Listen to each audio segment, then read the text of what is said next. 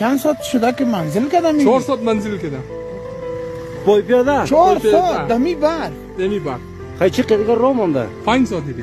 5 ساعت دیگه؟ آره. آفرینت به خدا. آفرین تو بیادر حالا یک سوتا یک چیزی کتت بگی وسط قیچم سوتک نمیشه دیگه. چرا؟ پای دم تو دیدم که یک رقم نفت تو دیجای پای تو یک رقم لنگ میری یک دره پای درد هستی؟ پای درد هستی؟ چی کاروبار میکنی؟ دهقانی.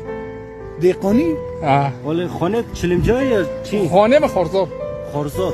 آره. از خارزار خارزار رو طرف میشه چلمجای طرف. این طرف میشه. هیچ کار رفتی. اینجی خانه باشاته خود. اگر گرگ سرت حمله کنه تو خینه سوتا داری هیچ چیز نداری تو میکنی؟ از کتاب دیدن. کتاب نمیشه وسط قیچم میخوره تو بیادر فکرت بگی کتاب برای بچه ها. برای بچه خود. برای بچه های خود. برای کتاب بخونه. کتاب بخونه. کتاب آمده. پشت کتاب آمده.